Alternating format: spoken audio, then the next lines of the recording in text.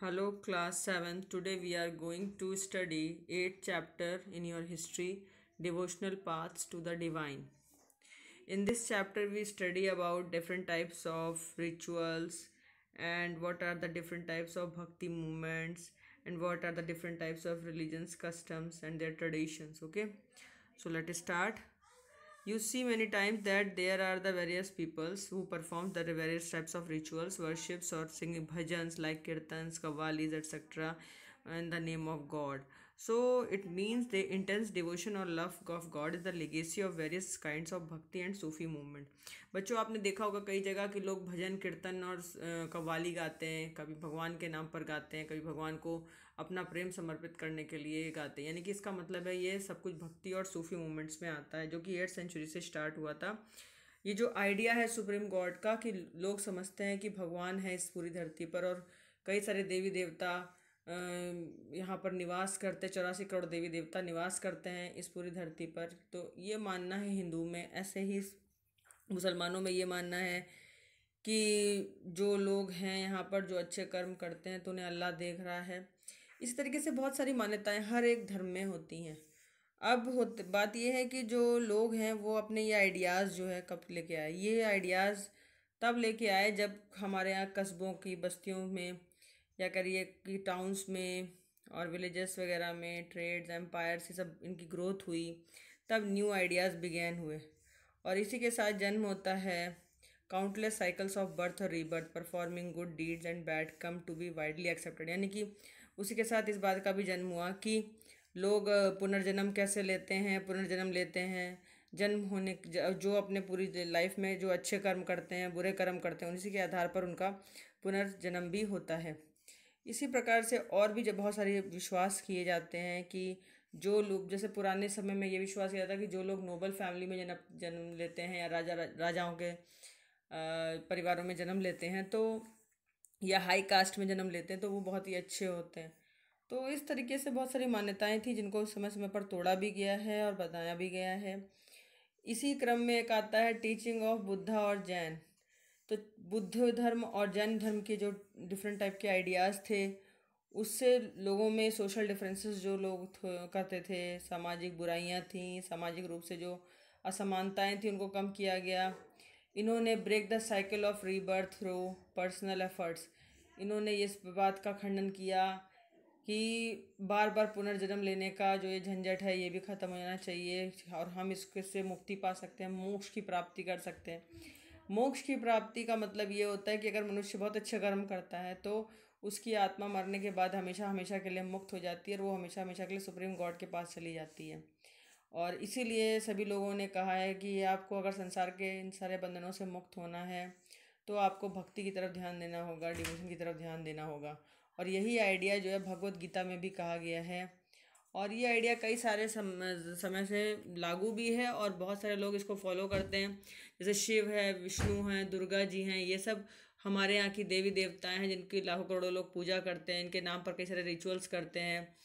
तो local myths भी हैं इनके बारे में, इनके बारे में कुछ कहानियाँ हैं, किंवदंतियाँ भी फेमस हैं, स्टोरीज़ हैं और पुराणों में भी इनके बारे में वर्णन किया गया है। पुराणों में यहाँ तक भी कहा गया है कि जो लोग हमेशा भगवान को समर्पित रहते हैं तो उन्हें भगवान की भक्ति हमेशा प्राप्त होती रहती है। और इसी के आधार पर बहुत सारे कास्ट और स्टेटस के लोगों को भी बनाया गया है। अब आता है कि जो न्यू काइंड ऑफ भक्ति इन साउथ इंडिया में अगर दक्षिण भारत में जाएंगे तो नैयर्स और अलवर्स आपको मिलेंगे। 7th से 9th सेंचुरी के बीच में ये एक नई रिलीजियस मूवमेंट वहाँ उजागर हुआ था भक्ति मूवमेंट में, जिसका नाम है नैयर। नैयर लोग वो होते हैं जो कि संत महात्मा टाइप के होते हैं और ये शिवाजी को डिवोटेड होते हैं, यानी कि लॉर्ड शिवा की पूजा करते हैं, जबकि अलवर जो है वो विष्णु जी की पूजा करते हैं। ये सारे के सारे लोग जो है ये सारे कास्ट से आए हैं और ये उन कास्टों से भी आए हैं जहाँ पर अनटचेबिलिटी है, यानी कि पुलियार और पनार्स, ये लोग जो है वो अनटचेबल लोग थे, इनसे छुआछूत मनाई जाती थी। तो ये लोग जो है इन्होंने नैयर और अलवर्स का जन्म दिया। ये हमेशा बुद्धिस्ट और जैनिस्ट का क्रिटिसिज्म करते थे और इन्होंने शिवा और विष्णु की प्रार्थना की, शिवा और विष्णु से प्रेम जगाया और उन्होंने कहा कि अगर आपको मोक्ष की प्राप्ति चाहिए तो आपको शिव और विष्णु को अपनाना पड़ेगा, उनसे प्रेम करना पड़ेगा, उनके लिए अपनी भक्ति को समर्पित करना पड़ेगा, ना कि बुद्ध और जैनियों से। और उन्होंने लव का आइडिया दिया, हीरोइज्म का आइडिया दिया। एक संगम लिटरेचर में लिखा गया। संगम लिटरेचर जो है तमिल लिटरेचर है, जो बहुत ही अर्ली टाइम में आया था। नैयर और अलवर लोग जो थे वो समय समय पर कई सारी इन्होंने पोएम्स लिखी हैं, सॉन्ग्स लिखे हैं, और ये कई कई जगह लोग जाके गाते थे, गांव गांव में घूम घूम के अपनी इस भक्ति के मूवमेंट को फैलाते थे। इसके बाद आता है कि 10th और 12th सेंचुरी में चोला और पांड्या राजा जो मिले हैं, इन्होंने बहुत सारे टेम्पल्स का निर्माण कराया है, श्राइन्स। यहाँ पर घूमने जाते थे लोग, जो भक्ति वाले लोग होते थे वो घूमने जाते थे। कई सारे संत महात्माओं ने कविताओं यहाँ पे कविताएं लिखी हैं भक्ति ट्रेडिशन से संबंधित, है ना। यहाँ पर हैजियोग्राफीज और रिलीजियस बायोग्राफीज भी मिली हैं अलवर्स और नैयर्स की। ठीक है। अब आता है कि फिलॉसफी और भक्ति। शंकर शंकर जो है यहाँ पर बहुत ही इन्फ्लुएंशियल फिलोसफर हुए, जिनका जन्म केरला में होता है 8th सेंचुरी में। इन्होंने अद्वैतवाद दिया था। अद्वैतवाद में ये कहा गया कि हर एक व्यक्ति की जो सोल है वो एक सुप्रीम गॉड की तरह है, यानी कि आत्मा ही परमात्मा है। और अगर आपको परमात्मा को आप प्राप्त करना चाहते तो आप आत्मा को खुश रखिए। इसका मतलब है हर एक मनुष्य से प्रेम कीजिए, वही आपको सुप्रीम गॉड तक पहुंचाएगा। और सुप्रीम गॉड जो है वही एक अल्टीमेट रियलिटी, अंतिम सत्य है। यानी कि हर प्रकार का जो फॉर्मलेस, यानी कि जो कह सकते हैं निर्गुण निर्गुण और निराकार ब्रह्म स्वरूप है, वो है भगवान, और उसी से आपको प्रेम करना चाहिए। अब ये जो पूरा संसार है वो हमारा माया रूपी संसार है, इल्यूजन है। यानी कि यहाँ पर जो कुछ भी आपको दिख रहा है सब भ्रम है, माया है। और उन्होंने आगे भी अपने प्रवचनों में ये बताया कि जो इस पूरे संसार को से विमुक्त होने का सबसे अच्छा संसाधन ये है कि आप भक्ति और ज्ञान का मार्ग अपनाएं, और इसी से आपको मोक्ष की प्राप्ति होगी। रामानुजन का जन्म तमिलनाडु में 11th सेंचुरी में हुआ था बच्चों, जहाँ पर जो कि अलवर लोगों से बहुत प्रभावित थे। इन्होंने कहा कि अगर आप लोग को बहुत ज़्यादा इस संसार में दुख व्याप्त है तो उस दुख को दूर करने का सबसे अच्छा तरीका मुक्ति है, और मुक्ति को प्राप्त करने के लिए आपको विष्णु की शरण में जाना पड़ेगा। विष्णु की दया से ही आपको मुक्ति का ज्ञान मिलेगा, और आप जो है भगवान के साथ अपनी एकता बनाने में सक्षम हो पाएंगे, यानी कि भगवान के साथ जुड़ेंगे। इन्होंने विश्व द्वैतवाद, विशिष्ट द्वैतवाद का सृजन किया, और इन्होंने कहा कि हर एक आत्मा जो है वो सुप्रीम गॉड में मिली हुई है, और मरने के बाद हर एक जो बुरी या अच्छी आत्माएं होती हैं वो अपने कर्मों के अनुसार भगवान उनको दंड देते हैं, या फिर भगवान उनको आशीर्वाद देते हैं। उसी प्रकार से वो भगवान में जाके मिल जाती हैं। फिर आता है बच्चों बासावनास वीराशैविशम। ये बासावनास वीराशैविशम एक अलामा प्रभु और अक्खमा देवी, इनके द्वारा शुरू किया गया कंपेनिंग था, जिसमें कि इन्होंने कर्नाटका से मिड 12th सेंचुरी में मूवमेंट स्टार्ट किया। इन्होंने बहुत ही स्ट्रांगली आर्ग्यूड किया कि हर एक व्यक्ति बराबर है, बराबरी का उसको अधिकार प्राप्त है। और ये पूरे ब्रह्म समाज में, या कह दीजिए पूरे समाज में, जो ब्राह्मणों ने ये आइडिया फैलाया है कि उनकी कास्ट ऊंची और बाकियों की नीची है, और वीमेंस नीचे की, मतलब वीमेंस जो हैं वो नीचे हैं और ऊपर पुरुष हैं, तो ये गलत है। और इन्होंने आइडोल वर्शिप, यानी कि इन्होंने मूर्ति पूजा का भी खंडन किया है। अब आता है महाराष्ट्र के संत में 13 से 17 सेंचुरी के बीच में महाराष्ट्र के बहुत सारे संत महात्मा कवि, ये सिंपल मराठी भाषा में उन्होंने बहुत कुछ लिखा है। एक थे ध्यानेश्वर, और ज्ञानेश्वर भी नाम है, नामदेव हुए, एक नाथ तुकाराम, सखूबाई विमेंस में हुई, और ये चोखा मेला फैमिली से बिलोंग करती थी, और अनटचेबल फैमिली से थी। अनटचेबल फैमिली में इनकी मेहर कास्ट थी। इस प्रकार से इन्होंने भक्ति की, बिट्ठल का मतलब होता था विष्णु, तो बिट्ठला मतलब महाराष्ट्र में बिट्ठल की बहुत लोग पूजा करते हैं, जिनका नाम है विष्णु। और ये पंढरपुर में एक बहुत बड़ा मंदिर है वहाँ पर विट्ठल जी का, जो बहुत फेमस है, और कई लोगों की आस्था का केंद्र बना हुआ है। अब आता है saint poets rejected all forms of ritualism. जितने भी संत महात्मा और कवि थे, उन्होंने, बहुत सारे लोगों ने जो है जो पुराने रूढ़िवादी परंपराएं थी उनका खंडन किया, और उन्होंने कहा कि अगर हमको सारे सोशल डिफरेंसेस अगर हम मिटा दें और सामाजिक रूप से असमानताओं को मिटा दें, तो हम मतलब अगर हम जन्म के आधार पर लोगों से डिस्क्रिमिनेशन करना बंद कर दें, तो हम भगवान की वैसे भी प्राप्ति कर लेंगे। और हमारा जो आइडिया है रिनाउंसिएशन का, अगर हम रिनाउंसिएशन यानी कि संन्यास का जीवन या सन्यासी जीवन बिताते हैं और मोक्ष की प्राप्ति में लग जाते हैं, तो मोक्ष से बड़ा साधन और खुशी इस संसार में कोई भी नहीं। और मोक्ष को प्राप्त करने के लिए भक्ति का मार्ग अपनाना ही परम धर्म है। फिर गुजराती में एक संत महात्मा हुए नरसिंह मेहता।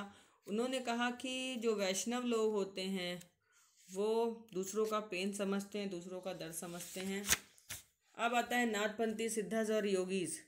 कई सारे नाथपंथी सिद्धा योगीज लोगों का पूरा एक ग्रुप था जिन्होंने कई सारे लॉजिकल आर्ग्यूमेंट्स भी दिए हैं, और इसमें उन्होंने कहा कि अगर संन्यास जो अगर आप लेते हैं तो संन्यास लेना ही मुक्ति का मार्ग है, और संन्यास लेना और मुक्ति के मार्ग को अपनाने के लिए आपको जो है अल्टीमेट रियलिटी जो गॉड की है, जो फॉर्मूलस है, जो कि निराकार है, ब्रह्म स्वरूप है, उसमें मिल जाना पड़ेगा। और उसमें मिलने के लिए आपको क्या करना पड़ेगा?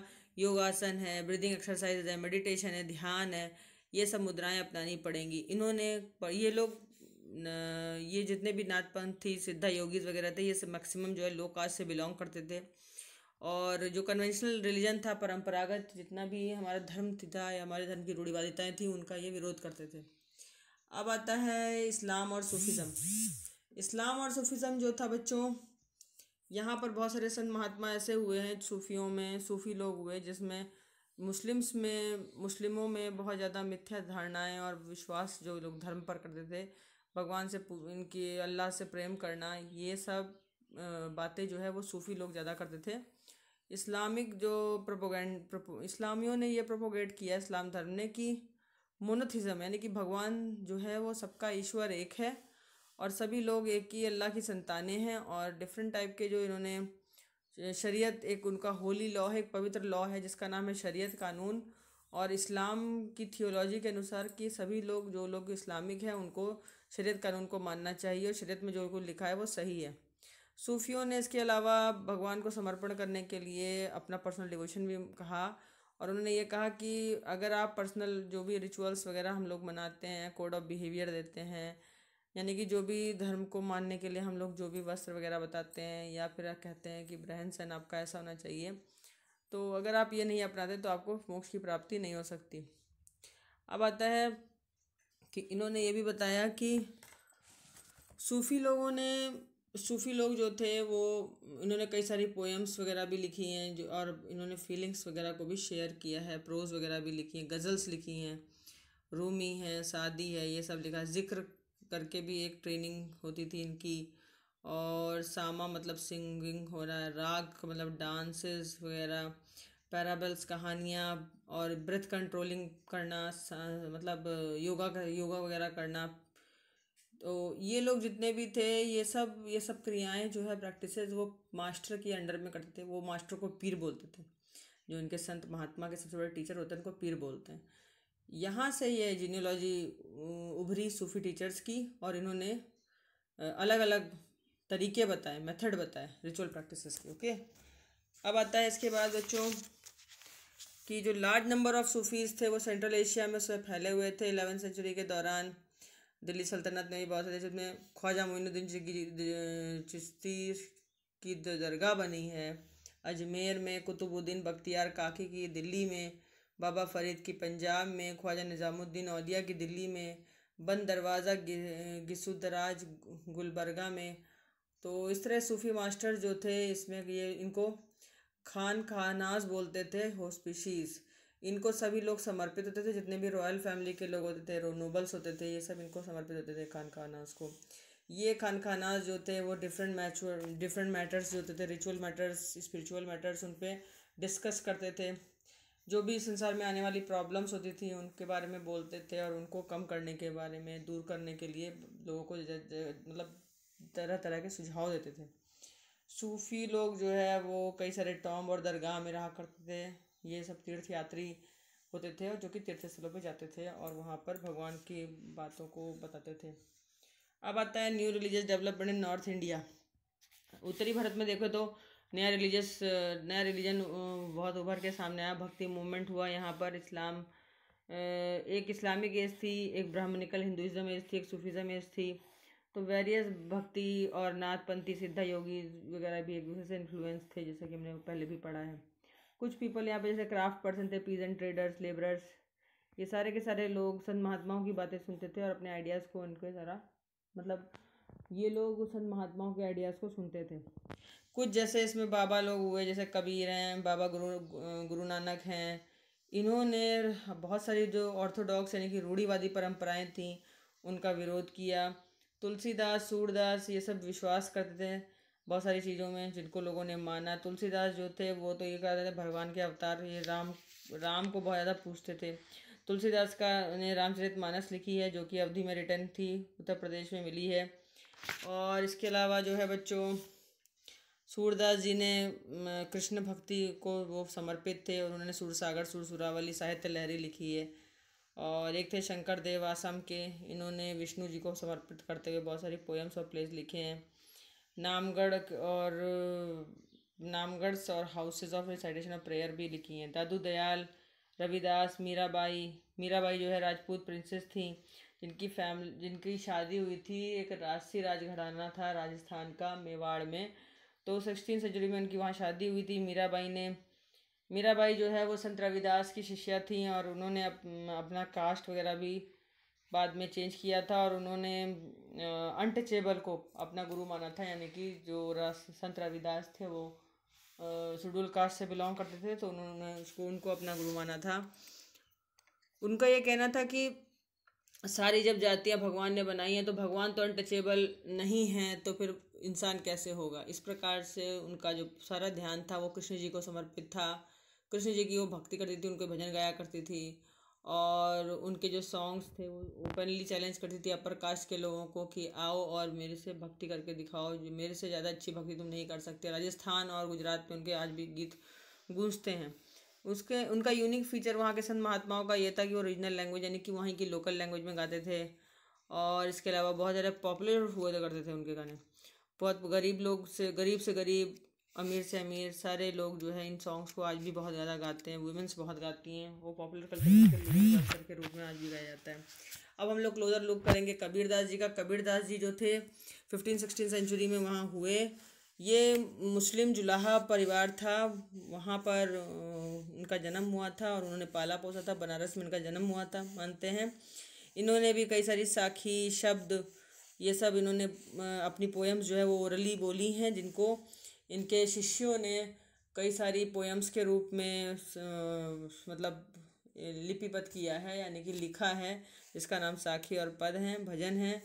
कई सारे भजन सिंगर्स लोग गाते थे इनके घूम घूम के इधर उधर। और इनके जो गुरु ग्रंथ साहिब और पंचवनी और बीजक में नाम का ग्रंथ है जो इसमें इनका ग्रंथों को मतलब इनके पोएम्स को लिखा गया कबीरदास जी के। कबीरदास जी की जो टीचिंग थी वो बहुत ही ज़्यादा एक कंप्लीट इंडीड वेमेंट, मतलब कि कंप्लीट थी, पूर्ण रूप से इनमें ज्ञान झलकता था, भक्ति लगती थी। और इन्होंने कहा कि पुराने ट्रेडिशंस को नहीं मानना चाहिए।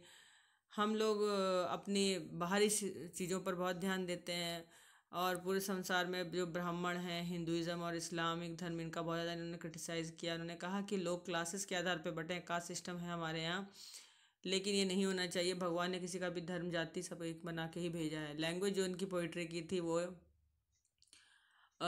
ऑर्डिनरी हिंदी थी, ऑर्डिनरी पीपल उनको समझ सके ऐसी भाषा में उन्होंने हर चीज़ बोली है और जिसको लोगों ने लिपिबद्ध कर दिया। कबीरदास जी बिलीव करते थे कि ये पूरा संसार एक ही महान उस परमात्मा ईश्वर ने बनाया है और इसीलिए उन्होंने कहा कि इस पूरे संसार से मुक्ति का साधन केवल तभी मिल सकता है जब हम मोक्ष की प्राप्ति करें और मोक्ष की प्राप्ति में भक्ति के मार्ग से ही मिल सकती है। इस प्रकार से हिंदू और मुस्लिम दोनों में इनके फॉलोअर माने जाते हैं। वहाँ पे बाबा गुरु नानक जो थे वो 1469 से 1539 में हुए थे कबीर दास जी के अलावा। और ये तलवंडी नाम का स्थान है, अब नेपाल में है, वहाँ पर इनका जन्म हुआ था। और करतारपुर जो है ज़िला लगता है वहाँ का, जहाँ पे रावी नदी बहती है, रावी नदी के किनारे इनका मतलब सुनिए जन्म हुआ था। इन्होंने बहुत सारे अपनी जो मतलब बातें हैं, बहुत सारे जो अपना ज्ञान है, उपदेश हैं, वो सब सिंगिंग करके गाने से के रूप में बताए। और लोगों को धर्म, जाति, लिंग, जाति और उनके आधार पर बांटना इनको बिल्कुल पसंद नहीं था। और हर धर्म जाति के लोग इनके यहाँ आते थे, उनको वो लंगर खिलाया करते थे, कॉमन किचन होता था इनके यहाँ। और बाबा गुरु नानक जो है इन्होंने धर्मशाला कई जगह बनवाई है, जिसको गुरुद्वारा के नाम से जाना जाता है। 1539 में इनकी डेथ होती है बाबा गुरु नानक की। तो बाबा गुरु नानक के फॉलोअर्स जो है वो अपॉइंट किए जाते हैं, जिसका नाम लेना होता है। और गुरु अंगद देव इनके फिर उसके बाद सक्सेसर बनते हैं। गुरु अंगद जो है इन्होंने कई सारे बाबा गुरु नानक के कई सारी जो रचनाएं थी उनको लिखा, कंपोज किया और उसके बाद में एक न्यू स्क्रिप्ट बनाई जिसका नाम था गुरुमुखी भाषा। गुरुमुखी भाषा में हर चीज़ को लिखा। गुरु अंगद देव के बाद जो नानक जी का नाम आगे और बढ़ा, गुरु अर्जुन देव आए 1604 में। उसके बाद में शेख फरीद नाम से इनकी राइटिंग लिखी गई हैं। कबीरदास जी का संत कबीर, भगवत नामदेव, गुरु तेग बहादुर, इन सब के नाम से बहुत सारे चीज़ें आज भी कंपाइल है। 1706 में गुरु तेग बहादुर की बहादुर जो है उनके सक्सेसर थे गुरु गोविंद सिंह, वो 10वें गुरु हुए सिखों के, और उनके नाम से जो है गुरु ग्रंथ साहिब लिखा गया है जो कि होली स्क्रिप्चर है सिखों का। उसके बाद में बहुत सारे बाबा लोग हुए, गुरु नानक के जो फॉलोअर्स बढ़ते चले गए 16 सेंचुरीज तक, और उसके बाद इनके सक्सेसर भी बनते चले गए, इनके भी आगे आगे वंशज बढ़ते चले गए। कई सारे लोग जो बहुत सारे ट्रेडर्स थे, व्यापारी, एग्रीकल्चरिस्ट यानी कि कृषिकर्ता, आर्टिसियंस, क्राफ्टमैन, वो सभी इनको डोमिनेटेड होते थे। गुरु नानक बाबा जो थे वो लोगों के घरों में जाते थे, उनके घर के फॉलोअर्स थे, हाउस होल्डर, घर घर में रजाना, घर में घरेलू लोगों की तरह रहना, घर के सारे काम करना, सफाई वगैरह करना, खाना बना के खिलाना, ये सारे कामों को बहुत ज़्यादा प्रोत्साहित किया गुरु नानक देव ने। 17वीं सेंचुरी की बिगिनिंग में जो है रामदासपुर है अमृतसर में, वहाँ पर इन्होंने शुरू किया था अपना डेवलपमेंट। और उसके बाद में सेंट्रल गुरुद्वारा बनाया गया, हरमंदिर साहिब, गोल्डन टेम्पल जिसको बोलते हैं आप लोग, स्वर्ण मंदिर के नाम से जानते हैं, वो हरमंदिर साहिब गुरुद्वारा है जो कि अब सेल्फ गवर्निंग हो गया है, यानी कि गवर्नमेंट ने उसको ऑक्यूपाई कर लिया है। मॉडर्न हिस्टोरियन पीरियड में अर्ली 17वीं सेंचुरी में सिख कम्युनिटी में सबसे ज़्यादा जाने माने वाला ये स्टेट है with in the state. Mughal emperor Jahangir ने इसको देखा था और उन्होंने एक पोटेंशियल थ्रेट, मतलब एक बार आक्रमण भी किया इसके ऊपर, लेकिन गुरु अर्जुन देव ने इसको बचाया। 1606 में लड़ाई भी लड़ी इसके लिए, और फिर उन्होंने खालसा पंथ की स्थापना की थी 1699 में गुरु गोविंद सिंह जी के द्वारा। और खालसा पंथ में जो है पॉलिटिकल इंटाइटिटी, पॉलिटिकल लोग जुड़े रहते हैं उससे। उसके बाद 16 और 17वीं सेंचुरी में सिख मूवमेंट हुआ, जहाँ पर बाबा गुरु नानक के आइडियाज़ को बहुत ज़्यादा तेज़ी से इम्पैक्ट उसका ये हुआ कि उन्होंने डेवलपमेंट इसका किया, बहुत विकास किया, लोगों को बताया कि हम सभी को एक ही ईश्वर की पूजा करनी चाहिए, ईश्वर हर जगह एक है, किसी भी जाति धर्म के आधार पर हम ईश्वर को बार बार नहीं बांट सकते। और उन्होंने कहा कि सभी लोग स्वतंत्र हैं। हिज आइडिया ऑफ लिबरेशन, उन्होंने कहा कि हर एक व्यक्ति जो है यहाँ पर, जो भी व्यक्ति यहाँ रह रहा है, उसको अगर मोक्ष की प्राप्ति करनी है तो मोक्ष की प्राप्ति एक मात्र उत्तम साधन है कि इस संसार से मुक्ति पाई जाए। और इस संसार को मुक्ति पाने का जो साधन मोक्ष है वो ही एक इंटरनल खुशी आपको दे सकता है, यानी कि हर चीज़ में लिप्त मत होइए, इस संसार में केवल अपने कर्तव्य कीजिए और यहाँ से बिना लिप्त हुए निस्वार्थ भाव से सबकी सेवा करते जाइए, यही हमारा एक एक्टिव कमिटमेंट है। अब आता है, इन्होंने नाम दान की बात की कि नाम को दान कर दिए, इंसान को सबसे ऊपर रखिए। और इसका मतलब ये है कि नाम में कुछ नहीं रखा, केवल इंसान में रखा है, यानी कि मानव धर्म की हमेशा सेवा कीजिए, पूजा कीजिए, उसी की अर्चना करिए, लोगों का भला कीजिए और अपने कंडक्ट में प्योरिटी रखिए, अपना जो चरित्र है उसको हमेशा साफ सुथरा, अच्छा, उच्च रखिए। हाई टीचिंग जो जिन्होंने दी थी उसमें नाम जपना, कीर्तन करना, वान चखना का मतलब होता है कि लंगर चखना, तो ये सब इनकी बातें थी। और इन्होंने लोगों को ईमानदारी से रहने का उपदेश दिया, धर्म परायण होने का उपदेश दिया कि वर्शिप करनी चाहिए, भगवान की पूजा अर्चना सब करनी चाहिए, अच्छे कर्म करने चाहिए। इस पर से बाबा गुरु नानक देव ने इक्वालिटी का आइडिया दिया कि लोग सभी समान हैं, सोशल पॉलिटिकली रूप से कोई भी अलग अलग नहीं है। इनके जितने भी आइडियाज़ हैं वो हिस्ट्री में आज भी इनके बहुत सारे फॉलोअर्स हैं बाबा गुरु नानक देव के हिस्ट्री में। और मिडिवल सेंचुरीज़ में कबीरदास जी, राविदास जी, दादू, इनके आइडियाज़ भी बहुत सिमिलर हैं बाबा गुरु नानक देव के, मतलब बाबा गुरु नानक देव से कबीर, रविदास और दादू के भी बहुत ज़्यादा आइडियाज़ मिलते हैं।